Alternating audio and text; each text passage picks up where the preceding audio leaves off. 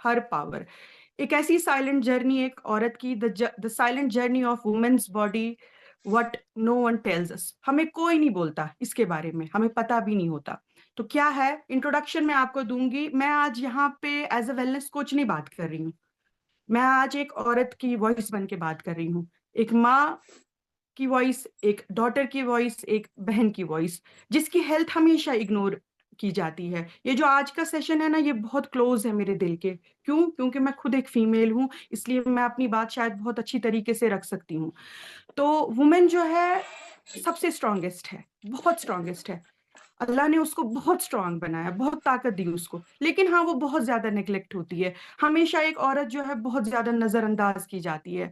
वो ना अपनी फैमिलीज का बोझ उठाती है, इमोशंस का बोझ उठाती है, रिस्पॉन्सिबिलिटीज का बोझ उठाती है, लेकिन फिर भी जो उसकी सेहत है ना, वो हमेशा सबसे पीछे रहती है। लिस्ट में अगर देखे, सबसे सुबह सबसे पहले उठेगी, सबसे लास्ट में सोएगी, लेकिन अनहर्ड, मतलब किसी को पता ही नहीं रहता है कि वो दिन भर कितने सारे बैटल्स जो है वो लड़ती है। तो एक औरत जो है वो मैनेज करती है न सिर्फ अपनी लाइफ, लेकिन बहुत सारे लोगों की लाइफ, और अपनी बॉडी को भूल जाती है, और चुपचाप से जो है ना उसकी कीमत अदा करती रहती है। और उसको लास्ट पे समझ आता है कि क्या चीजें जा रही है उसकी लाइफ से। अब वुमेन की हेल्थ कैसे मैटर करती है हर एक के लिए? वो ऐसे कि एक हेल्दी वुमेन अगर होगी तो वो हेल्दी फैमिली को क्रिएट करेगी। और आज का जो टॉपिक है ना, वो अवेयरनेस है, कि आप सब लोग समझे, चाहे वो मेल है, वो फीमेल है, वो बेटा है, वो बेटी है, जो भी है, उनके अंदर एक अवेयरनेस आए, ताकि उनके अंदर थोड़ी सी रेस्पेक्ट आ जाए कि एक औरत जो है वो किन किन चीजों से गुजरती है। ये सेशन नहीं है सिर्फ आदमियों या औरतों के लिए, ये उस औरत के लिए है जो बिल्ड करता है एक समाज। तो देखते हैं कि बहुत सारे स्टेजेस आते हैं एक वुमेन की लाइफ में। तो आज उन स्टेजेस के ऊपर बात करेंगे कि कब वो किस किस चीज से गुजरती है। तो एडोलेसेंस एक ऐसा टाइम पीरियड जो 12 साल से लेके 19 साल तक होता है। इस टाइम में क्या होता है? इस टाइम में ना एक फीमेल के, एक लड़की के जो हार्मोन से बहुत तेजी से फ्लक्चुएट होना स्टार्ट होते हैं। और होता क्या है, एक मेंस्ट्रुअल साइकिल की शुरुआत। और यहाँ पर क्या होता है, यहाँ पर उसकी इमोशनल सेंसिटिविटी जो है वो बढ़ जाती है। तो इस चीज का तो चले पता है, लेकिन ये नहीं पता कि बॉडी पे इसका, शरीर पे इसका क्या असर आता है। तो हिडन फैक्ट आपके साथ आज शेयर करूंगी, वो ये है कि सबसे पहले उसका आयरन का लॉस जो है वो शुरू होने लगता है उसके पहले पीरियड से ही। और बहुत सारी लड़कियां जो हैं वो इनिशियली ही बन जाती हैं आयरन डेफिशिएंट, और उनको पता भी नहीं चलता है कि उनकी बॉडी जो है उसमें से आयरन डिप्लीट होता जा रहा है। और होता क्या है, होते हैं मूड स्विंग्स, होते हैं हार्मोनल चेंज। और ये कोई ड्रामा नहीं होता। बहुत सारे लोगों को लगता है कि अगर कोई फीमेल है और उसके अंदर कोई चेंजेस आ रही है, बहुत सारे लोगों को लगता है कि पता नहीं ये ड्रामा कर रही है। But my dear friends, this is not drama. उसके बॉडी के अंदर वैसी चेंजेस हो रही होती हैं जिसकी वजह से वो प्रॉब्लम्स होती हैं। तो पुअर न्यूट्रिशन, अगर उसको अच्छा खाना ना मिले, तो आने वाले टाइम में जो है फर्टिलिटी पे भी असर पड़ता है, और उसकी बोन स्ट्रेंथ जो है वो कम हो जाती है। और गर्ल, एक लड़की की जो बॉडी है ना, वो बहुत जल्दी मच्योर हो जाती है। उसका माइंड उतनी जल्दी मच्योर नहीं होता, लेकिन लोग क्या एक्सपेक्ट करते हैं उसको, कि उससे कि उसको एकदम से सारी चीजें समझ आए। उनको लगता है बस इस बच्ची का पीरियड हो गया, बस इसके बाद तो ये बहुत बड़ी समझदार वो बन जानी चाहिए। ऐसा नहीं होता डियर फ्रेंड्स, उसको समझने की जरूरत रहती है। उसके बाद एक दूसरा स्टेज आता है उसका, वो रहता है अडल्टहुड। वो 20 से 30 साल के बीच में होता है। इस टाइम पे क्या होता है, इस टाइम पे एक करियर प्रेशर रहता है, फिर शादी की एडजस्टमेंट, बातें चल रही होती हैं, कईयों की तो शादी भी हो जाती है।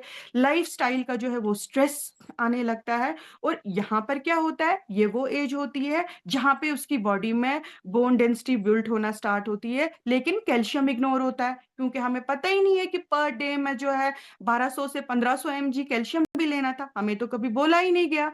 और साइलेंटली क्या होता है, ट्रिगर क्या चीजें होती हैं, उसका हार्मोनल इम्बैलेंस। अच्छा, फिर धीरे धीरे गट के इश्यूज, क्यों? क्योंकि न्यूट्रिशन की जो एब्जॉर्प्शन है वो बॉडी में कम हो जाती है। तो ये एक ऐसी एज होती है जहां पे बाहर से औरत स्ट्रांग तो दिखती है, लेकिन अंदर से जो है वो अपना न्यूट्रिशन लूज करना स्टार्ट कर देती है। उसके बाद एक नई स्टेज आती है, जो है मदरहुड फेज। इसमें क्या होती है, इसमें इसकी प्रेगनेंसी होती है, फिर इसकी पोस्ट प्रेगनेंसी होती है। तो यहाँ पे क्या होता है, यहाँ पे इसके बॉडी के अंदर एक जान पल रही होती है, ये लाइफ क्रिएट कर रही होती है अंदर से। और वहां पे जो भी इसके न्यूट्रिएंट्स है जो इसके बॉडी को मिलने चाहिए, वो कहाँ पे चले जाते हैं, वो बेबी को। सारे बेबी के बनने में जो है वो चले जाते हैं। तो वहां पे भी इसका डिप्लीशन स्टार्ट हो जाता है। तो प्रेगनेंसी क्या करती है एक औरत की बॉडी के साथ, आयरन, सुन लीजिए, वो कैल्शियम, ड्रेन करती है प्रोटीन। उसका iron, calcium, protein, vitamin B 12। और पता है आपको उसकी रिकवरी में 2 से 3 साल लग जाते हैं, फिर भी रिकवरी उसकी पूरी नहीं होती, जिसकी वजह से पता है सबसे पहले उसके क्या जाते हैं, हेयर बाल। फॉल, मतलब बाल, एक औरत के जब बाल जाते हैं ना, तो बहुत फटीग। एक ना वो इमोशनली वो डाउन हो जाती है। और फटीग, कमजोरी आना, हाँ जी, वीकनेस बैक आती है, पेन। बैक में पेन रहती है। और ये सारे किसके लक्षण हैं कि उसकी बॉडी जो है वो न्यूट्रिशन के लिए चिल्ला रही है। एक माँ जो है वो एक लाइफ तो दे देती है, लेकिन उसकी अपनी हेल्थ को कौन रेस्टोर करेगा। उसके बाद एक नया फेज आता है, वो है स्ट्रेस स्ट्रेस फेज, फेस, 30 से 40 साल की उम्र, जहां पे उसकी बॉडी से कोर्टिसोल। कोर्टिसोल स्टील हो रहा होता है। होता क्या है यहाँ पर, क्योंकि उसको मल्टीपल रोल्स जो है उसको करने पड़ते हैं। स्लीप की जो है वो कमी आ जाती है, क्रॉनिक स्ट्रेस उसके ऊपर हावी हो जाता है। और कोर्टिसोल क्या करता है, वो प्रोजेस्टेरॉन को जो है वो स्टील करना उसकी बॉडी से स्टार्ट कर देता है। और उसकी वजह से क्या होता है, weight gain, anxiety, PMS, PMS, poor sleep. Poor और स्लीप। हार्मोन्स जो है वो फेल नहीं होते, वो चुराए जाते हैं, वो हाईजैक किए जाते हैं। क्यों, क्योंकि कोर्टिसोल जो है वो इतना ज्यादा बनना स्टार्ट हो जाता है। और बहुत सारी औरतों को हार्मोनल प्रॉब्लम्स नहीं होती हैं, उनके बॉडी में बेसिकली स्ट्रेस प्रॉब्लम्स होती हैं, जो चुराया जा रहा होता है उसकी बॉडी से। इसके बाद उसका और एक फेज आता है, वो है पेरीमेनोपॉज, जो 40 से लेके 45 साल की उम्र, यानी कि अभी मेनोपॉज से पहले वाला स्टेज होता है। अभी वहां पे क्या है, वहां पे उसका हार्मोनल डिक्लाइन होना स्टार्ट होता है, उसके साइकिल्स जो है वो रेगुलर नहीं रहते। और हिडन फैक्ट्स ये हैं कि मतलब सिम्टम्स जो है वो पहले ही नजर आने स्टार्ट होते हैं, जिसमें सबसे पहले उसका बोन मास जो है वो एक्सेलरेट होना स्टार्ट होता है, कैल्शियम, विटामिन डी की डेफिशिएंसी बढ़ जाती है, और इमोशनल इंस्टेबिलिटी रहती है। वो बायोलॉजिकल है, वो साइकोलॉजिकल नहीं है डियर फ्रेंड्स। तो ये वो फेज होता है जहां पे उसको समझा ही नहीं जाता, क्यों, क्योंकि इनविजिबल चीजें अंदर से उसकी बॉडी में हो रही होती है।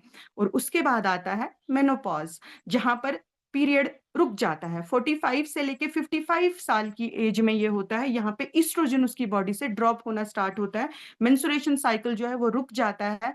और आपको पता है ये जो बॉडी में फीमेल की एक ईस्ट्रोजन होता है ना, ये ना सिर्फ उसकी हड्डियों को प्रोटेक्ट करता है, ये उसके हार्ट को भी प्रोटेक्ट करता है। जॉइंट पेन स्टार्ट हो जाता है, वेट गेन बढ़ना स्टार्ट होता है। अब क्या है, मेनोपॉज जो है वो नेचुरल है, ये सफरिंग नहीं है, ये एक औरत को भी एक्सेप्ट करना है।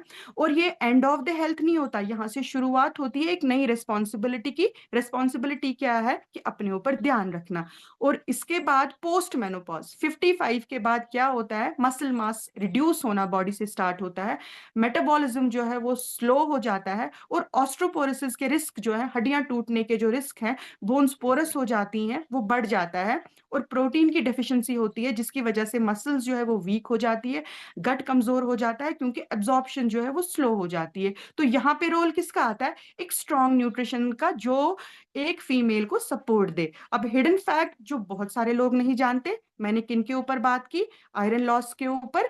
क्योंकि मंथली जो आयरन लॉस होता है ये बहुत ज्यादा होता है, फटीग होता है, अनीमिया की शिकायत रहती है, कैल्शियम लॉस होता है, बोन हेल्थ का लॉस होता है। और बोन लॉस जो होता है ये बिल्कुल साइलेंट होता है, बॉडी में पता ही नहीं होता कि क्या क्या चीजें हो रही है। और हार्मोन्स, इमोशनल और स्ट्रेस, न्यूट्रिशनल डेफिशिएंसीज रहती हैं, अफेक्ट करता है हमारी ब्रेन केमिस्ट्री को, हमारे हैप्पी हार्मोन्स को कन्वर्ट कर देता है किसमें, एकदम से मूड फ्लक्चुएशंस होने स्टार्ट होते हैं, मूड स्विंग्स होते हैं। तो ये बायोकेमिकल है, कोर्टिसोल जो है वो चुराया जाता है बॉडी से। अब क्या किया जा सकता है, अब मैंने आपको बहुत अवेयरनेस तो दे दी। इसके बाद रोल आता है हमारे वेस्टीज सपोर्ट का। तो इसमें आप क्या कर सकते हैं, हम बहुत थैंकफुल हैं कि हमारे पास वेस्टीज है, हमें घबराने की कोई जरूरत नहीं है। हमारे पास सबसे पहले है वेस्टीज आयरन फॉलिक, ये सपोर्ट करता है हमारे आयरन लेवल्स को, और फटीग और वीकनेस जो है उसको कम करता है। कैल्शियम जो हमारी बोन्स को स्ट्रॉन्ग करता है और ऑस्ट्रोपोरोसिस को रोकता है। शतावरी मैक्स जो हमारे हार्मोन्स को बैलेंस करता है और रिप्रोडक्टिव हेल्थ को जो है वो सही रखता है। हमारा वेस्टीज प्रोटीन ये हमारा मसल मास को सही रखता है और ओवरऑल जो है स्ट्रेंथ वो देता है। वेस्टीज कम्बियोटिक्स जो गट हेल्थ को इंप्रूव करता है और हमारी बॉडी में से जो है वो न्यूट्रिएंट्स वो एब्जॉर्ब होना स्टार्ट होते हैं। सबलिंगुअल स्प्रेज, स्पेशली 2 स्प्रेज की बात करूंगी, विटामिन डी और विटामिन B12, क्योंकि ये हमारी इम्यूनिटी को सपोर्ट करता है, एनर्जी प्रोवाइड करता है और बोन हेल्थ को बचा के रखता है। वेस्टीज कोलाजन जो हमारी स्किन को बहुत अच्छा रखता है, इलास्टिसिटी बढ़ाता है, जॉइंट्स और बोन हेल्थ के लिए भी बहुत बेहतरीन है।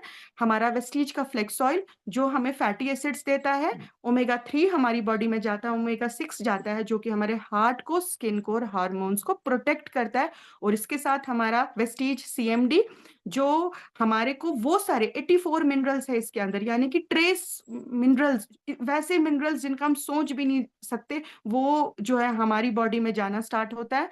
और मेरा सबसे फेवरेट प्रोडक्ट सीबकथॉर्न, ये क्या करता है, हमारी इम्यूनिटी को बूस्ट करता है, स्किन हेल्थ अच्छी करता है, इसके अंदर एंटीऑक्सीडेंट प्रॉपर्टीज रहती हैं।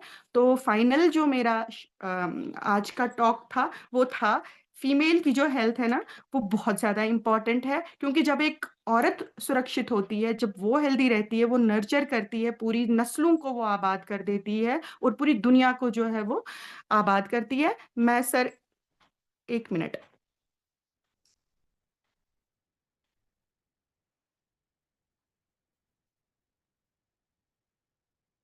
तो ये था सर आज मेरा टॉपिक। अभी मेरे पास 1-2 मिनट और हैं। तो मतलब मैं ये बोलना चाहूंगी कि फीमेल जो है ना, फीमेल हेल्थ के ऊपर जो है वो बहुत एक ऐसा टॉपिक है जहाँ पे बात नहीं होती।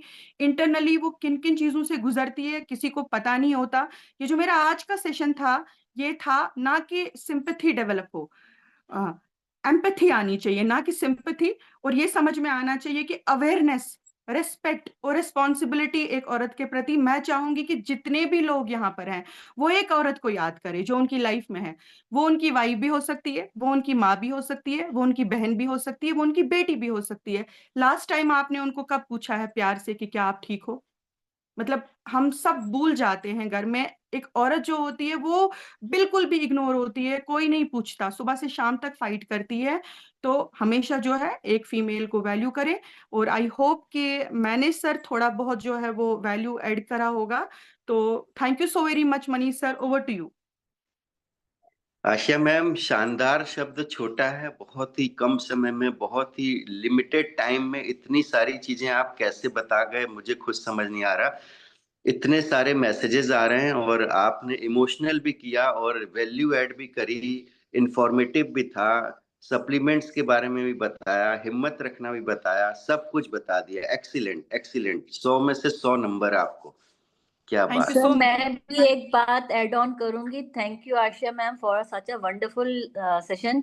क्योंकि कई बातें इसमें टैबू टॉपिक्स लगते हैं जो आजकल लोग सोचते हैं कि टैबू है, इनको थोड़ा हिडन बात करा जाए, लेकिन अब टाइम चेंज हो गया है, कुछ भी हिडन नहीं है, everything is transparent over here.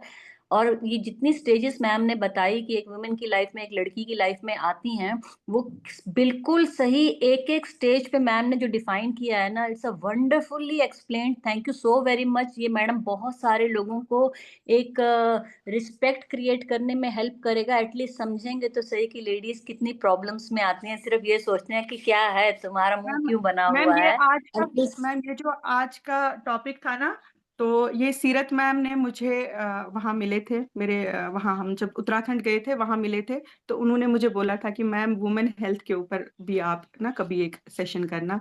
तो कल मैं बहुत रात को बढ़िया, सोच रही बहुत थी बढ़िया। लेट कि मुझे किस पे सेशन करना चाहिए। तो फिर मैंने सोचा कि आज सीरत ma'am, this is for you. Thank you so